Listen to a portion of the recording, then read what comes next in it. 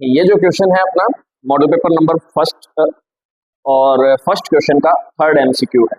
और ये वाला जो क्वेश्चन है अपने नाम से ही पता लग रहा है आव्यूह, आव्यूह मतलब मैट्रिक्स, मतलब ये चैप्टर जो थर्ड चैप्टर अपना 12th क्लास का है वहां से आया है और एमसीक्यू पे अपने बात कर रहे हैं। तो इस क्वेश्चन के अंदर अपने से पूछा गया है कि यदि आव्यूह या यदि मैट्रिक्स ए, कोई एक मैट्रिक्स है ए और वो किस तरीके की है, उसके एलिमेंट जो है वो स्मॉल ए लूप के हैं, ठीक है, स्मॉल ए फॉर्म के हैं और आई जे, आई रो को रिप्रेजेंट करती है और जे कॉलम को रिप्रेजेंट करता है, ठीक है। इस टाइप से कोई मैट्रिक्स है और कितने बाई कितने की, पी क्रॉस क्यू की, ठीक है। पी इसमें पंक्तियां हैं और क्यू इसमें स्तंभ है, मतलब पी तो रोज है, इतनी रो है और इतने कॉलम है, क्यू कॉलम्स है हमारे पास।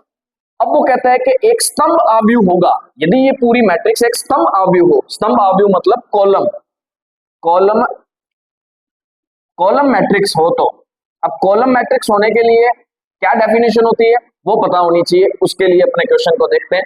तो ऐसी मैट्रिक्स जिसके अंदर एक ही कॉलम हो, लाइक एग्जांपल ऐसा, कॉलम एक ही हो और रो कितनी मर्जी हो, कितनी मर्जी हो सकती है, ठीक है, कॉलम एक ही हो, ऐसी मैट्रिक्स क्या होती है, स्तंभ मैट्रिक्स कहलाती है, स्तंभ आव्यूह कहलाती है या कॉलम मैट्रिक्स कहलाती है। और ऐसी मैट्रिक्स जिसके अंदर एक ही पंक्ति हो और स्तंभ जितने मर्जी हो, स्तंभ जितने मर्जी हो, पंक्ति एक ही हो, तो वो पंक्ति मैट्रिक्स या रो मैट्रिक्स कहलाती है। तो ये तो होगी स्तंभ आव्यूह। तो स्तंभ आव्यूह होने के लिए क्या कंडीशन होती है कि कॉलम एक ही होंगे, तो मतलब कॉलम की डिजिट कितनी होगी, मतलब क्यू की वैल्यू कितनी होनी चाहिए, एक, क्योंकि पहले हमेशा पंक्तियों की संख्या लिखी जाती है और दूसरी हमेशा किसकी लिखी जाती है, स्तंभों की, ध्यान रखिएगा। तो क्यू की वैल्यू कितनी होनी चाहिए हमारे पास, एक। तो अपना ऑप्शन कौन सा सेटिस्फाइड हो जाएगा, बी, ठीक है।